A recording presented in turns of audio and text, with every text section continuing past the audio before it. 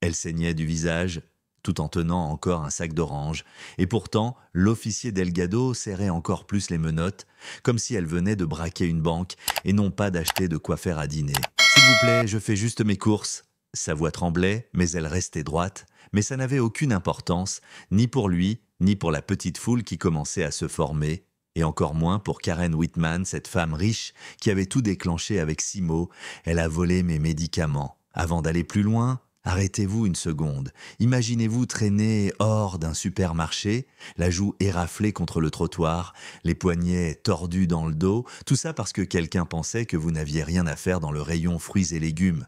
Mais cette histoire, elle ne s'arrête pas là. 10 minutes plus tard, un convoi militaire débarque dans ce centre commercial huppé de West Bend Ridge et de l'un des véhicules descend un homme aux cheveux poivre et sel, béret noir et médaille pleine de silence. Le colonel Ezra Langston, son mari. Laissez-moi vous remettre dans le contexte. Elle, c'est Dr Alia Langston, chef de neurochirurgie à l'hôpital Saint-Augustin, diplômée de Méhari, ancienne enfant placée, et l'une des rares propriétaires noires d'un quartier résidentiel où on préfère la discrétion. Ce matin-là, elle voulait juste du citron, de l'ail et un peu de gingembre frais. Ce qu'elle a eu, c'est du sang sur le visage et son nom dans tous les gros titres avant la tombée du jour. Et c'est là que tout a basculé. Car quand Ezra a vu sa femme, la mère de ses enfants, celle qui avait sauvé la vie d'un sénateur en plein vol, menottée devant un chariot rempli de yaourt bio, quelque chose d'ancien s'est réveillé dans ses yeux. Faut comprendre une chose, Ezra, ce n'était pas juste un colonel. Il avait été forgé dans le feu. À Kandahar, il dirigeait des missions dans des champs de mines, rampant joue contre terre pour éviter de faire sauter ses hommes. Il a enterré des frères d'armes, pris des décisions qui le hantent encore, et compris très tôt que garder son calme, c'était une arme. Mais que se taire, ça pouvait tuer. Il y a eu cette mission d'entraînement, Fort Irwin, plein désert Mojave, 48 degrés sectés à l'ombre. Son escouade perd le signal GPS, plus d'eau. Ezra a porté un soldat blessé sur 5 kilomètres. En montée, sous tir réel, juste pour appeler l'évacuation. C'est ce jour-là qu'il a compris ce que le leadership coûte vraiment. Alors quand l'officier Delgado lui a balancé un « Monsieur, reculez, c'est une affaire de police », Ezra n'a pas crié. Il a récité le code pénal, mot pour mot. Le code du Tennessee 47-103 précise les conditions d'une arrestation sans mandat. Aucune d'elles n'est remplie ici. Delgado a cligné des yeux sans comprendre. Alia, elle n'a rien dit. Juste levé les yeux, le visage en sang. Toujours digne, toujours debout. Et puis, comme si de rien n'était, Karen Whitman a tenté de s'éclipser, talons claquant sur le béton. Ezra s'est tourné, calme. « Madame, avez-vous accusé ma femme d'avoir volé des médicaments ?» Karen a balbutié. « Je croyais que, peut-être, je n'étais pas sûre. » « Merci, c'est enregistré maintenant. » Car Ezra n'était pas seul. Le capitaine Sloan, son adjoint, filmait tout, caméra activée, audio parfait. Et devinez qui est arrivé à ce moment précis, le chef de la police, Raymond Locke, 30 ans de carrière, réputé strict mais juste. Et là, il débarquait au beau milieu d'une catastrophe médiatique, en direct, sur 10 téléphones et 2 TikTok live. Il a vu la scène. Un colonel, une médecin menottée, une foule choquée, et déjà des hashtags qui fusaient, et le climat a changé. D'un coup, « Libérez-la », a-t-il ordonné.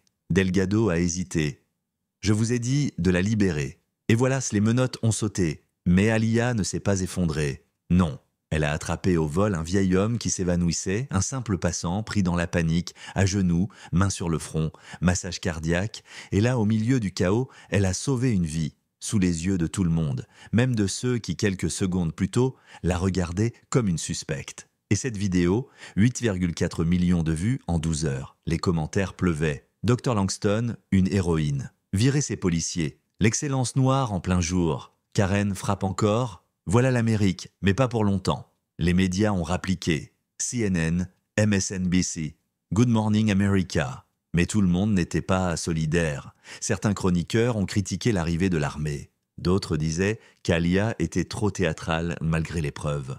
Et à la maison, ce n'était pas fini. Un SUV noir passait devant chez eux. Plusieurs fois. Ezra notait les plaques. Des lettres anonymes glissées sous la porte. Appel bloqué. Une voix qui murmurait « On vous observe ». Mais Alia, elle ne craquait pas. Elle continuait d'opérer, de soigner. Mais elle regardait derrière elle dans le parking. Ses collègues se mettaient à marcher à ses côtés en groupe. Ils disaient en riant on est la team Aliyah. Mais personne ne riait vraiment. Parce qu'au fond, tous savaient, ce n'était pas fini. Mais une question planait dans l'air, lourde comme un ciel d'orage. Maintenant qu'ils avaient à la vérité, qu'allait-il en faire? Et c'est là que les choses se sont corsées. Parce qu'Aliyah, elle était à la croisée des chemins. Elle pouvait porter plainte pour violation des droits civiques, arrestation abusive, diffamation, usage excessif de la force, mise en danger d'autrui. Et franchement, chaque cabinet d'avocats de la ville la suppliait de le faire. Un cabinet new-yorkais lui a même proposé de s'en charger gratuitement, disant que ce dossier pourrait créer un précédent national. Mais il y avait une autre voie, plus discrète, plus intime, celle qui se souvenait des enfants sans papier qu'elle soignait à la clinique du quartier Nord. Celle qui pensait à Devon Marks, le jeune flic latino qui avait risqué sa carrière pour dénoncer les abus. La voix qui murmurait « Combien allons-nous devoir survivre encore ?» Juste pour prouver qu'on mérite de vivre en paix, Ezra était furieux. Mais pas bruyant. Lui, c'est le genre à nettoyer son arme sans dire un mot. Il voulait la justice, pas seulement pour Aliyah, mais pour toutes les familles qui n'avaient ni galon, ni caméra, ni followers pour se défendre. Mais il voyait aussi ce que ce combat lui coûtait. Chaque interview, chaque article, chaque commentaire en ligne, c'était une écharpe de plus. On la sanctifiait ou on l'accusait. Certains disaient même qu'elle avait mis du ketchup sur son visage pour faire le buzz.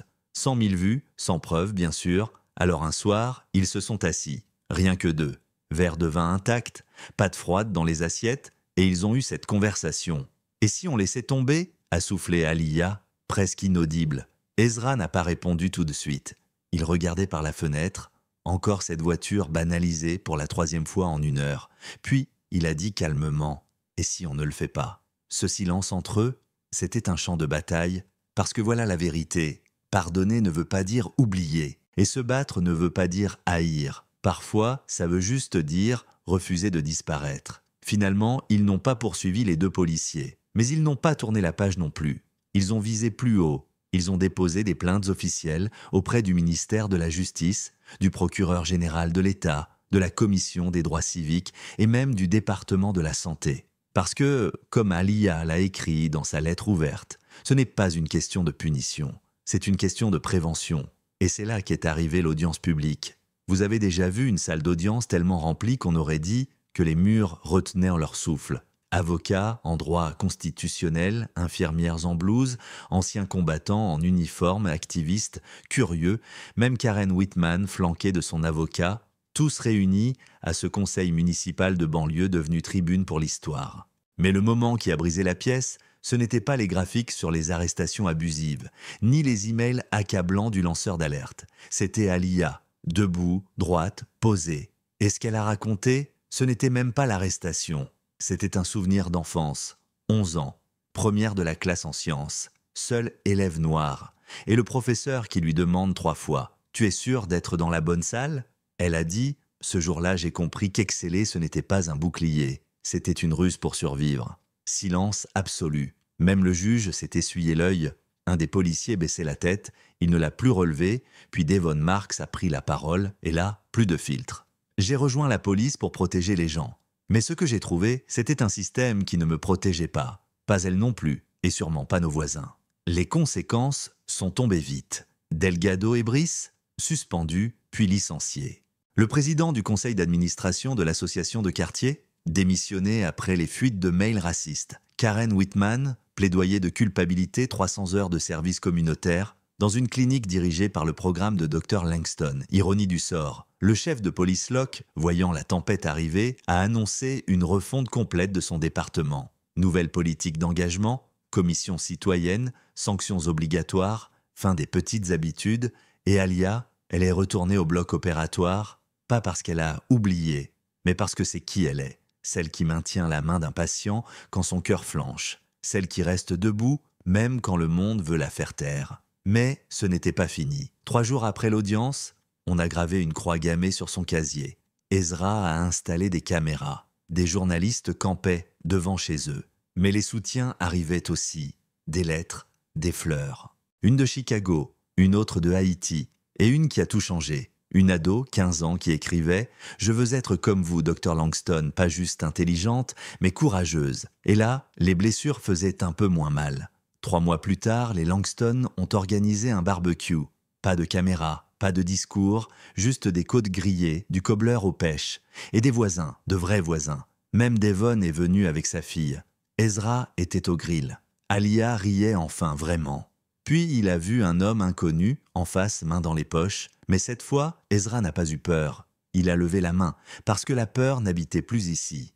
La vérité, elle n'y avait jamais vraiment vécu. Et vous, si vous étiez témoin d'une injustice, vous parleriez? Si c'était vous, vous pardonneriez? Ou vous iriez jusqu'au bout? Parce que ils ont fait les deux. Et maintenant, c'est à votre tour de choisir. Partagez votre avis en commentaire.